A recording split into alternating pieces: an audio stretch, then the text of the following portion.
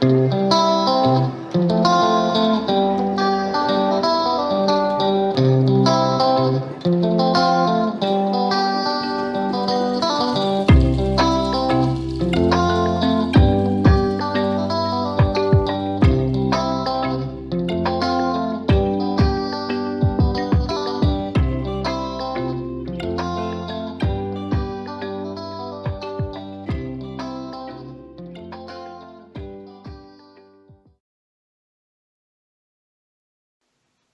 everybody, some of you will know me from my Buckley Street comments in Barnsley, and some of you will know me from my vlogs on YouTube called Vlogs of a Naturalist. But today I'm looking at the Barnsley College photos I took some time ago when I worked there. I worked there for 23 years, and this is an artist's impression of how they thought the college was going to be. But the second one, the picture as you went into college, was more like how it really turned out. On the left hand side you can see two blocks, Block A and Block B, and you can see the slope to where the college, you could get round the back of the college, and that's more or less how it ended up. But I saw those pictures every time I went into college, and I also saw this sign, and I didn't read it for years because I was either going somewhere or coming from somewhere and had things on my mind. But when I did read it, I realised that there was two people on there that I knew, and the alderman V was friends of my mum and dad, and I didn't know at that time. And also the councillor, C.T. Broughton. There was not many Broughton people about, not many people with the name Broughton, but Mum was a Broughton, and probably she was related to the man on the tablet. Now, I did try to get this tablet before the college was before it was taken down, when the college was under being refurbished, but I wasn't able to get it to place it somewhere, and I don't know where it went to,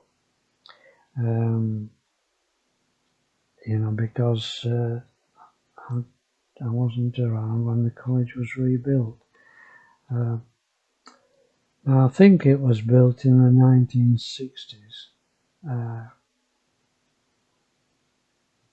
and there's all sorts of information in the library about the college, I think. But one of the controversial things to happen in Barnsley College was that there were not many places to park, and this green area, the college members staff wanted it taken out so they could produce more areas to park, but that wasn't going to happen. And there is a reason for that, which I'll tell you about later. Now, on the right-hand side of the picture, you can see, I think it's B block, and I mention that for a reason, and I'll make that come clear to you later. But anyway, what you can see there is Old Mill Lane, and you can see also that these yellow areas meant that you couldn't park there, and I'll explain that as well. Now, this is the first place I worked when I went into college, and it was you went there, you turned left up some steps, turn right again, and you finished up in the green room. And the green room was an area used for artists that went into the theatre above the green room, where plays and things went on there. But I was using the room for to collate work for members of staff and teaching people who came from all over the country actually to have a look at it. Now you can see here there's the theatre above the green room, and also how little parking there was, and you can also see it's coned off for areas for the principal and vice principal and visitors. Now this is the public footpath that leads to Old Mill Lane. You can see there's quite a bit of work being done at the college at that time. Double glazing had been put in, and there was 1, 2, 3, 4, 5 tiers, I think, plus a basement. But I think the other photo will show this one clearly. Here you can see the chimney. It was coal fired. The college was coal fired, and if the mix wasn't quite right, they had smells coming from the smoke, and the staff couldn't open the windows. But more importantly, there is a bridge there that connects the two sections of the college together, Block A and Block B. And it had to be Block A and Block B because of this public footpath right of way. And the bridge connected, was the main connection actually between the two parts of the college. You can see to the right of the picture, down below is the basement. You can see lots and lots of work's been done to the exterior of the college. Double glazing I've mentioned, and plastic sheet in there. Now this is a picture of the college looking from Old Mill Lane, and if you look at the top, you'll see on the left hand side was a flat for the head caretaker, and then there was on the right, it was an area for lectures, and at the very top was a water tank for the pressures of lots of taps being on at once. There was no pressure loss.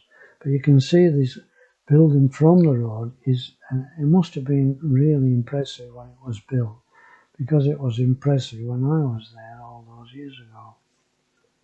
And you can see the tiers now, 1, 2, 3, 4 tiers there.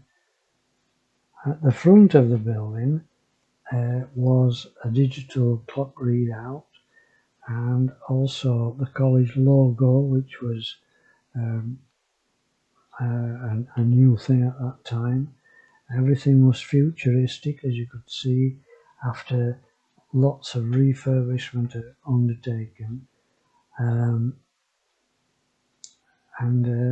It was a nice place to visit as a student, a nice place to work. But unfortunately, lots of the college was made from concrete as well as brickwork. And from a distance, I've mentioned it looked futuristic. It was, but there was problems with the cement. Cement, as you know, doesn't last forever. Bricks last a lot longer. And this is what one of the problems was. The building started to crumble from the cement.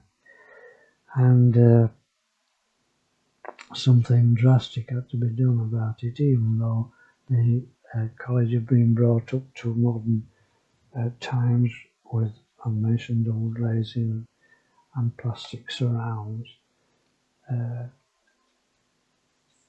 Now here is the area looking from in the Old Mill Lane car park, and these are hoppers where the coal used to go into. I've shown you the chimney, which was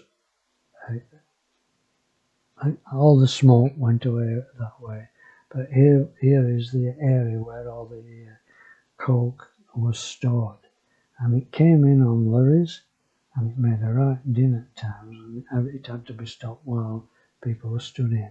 But this was the entrance I used, and I went through this sliding door to the left into the modern languages department, where I was the technician for about 7 years, and I like to think I gave good quality work to staff and students alike.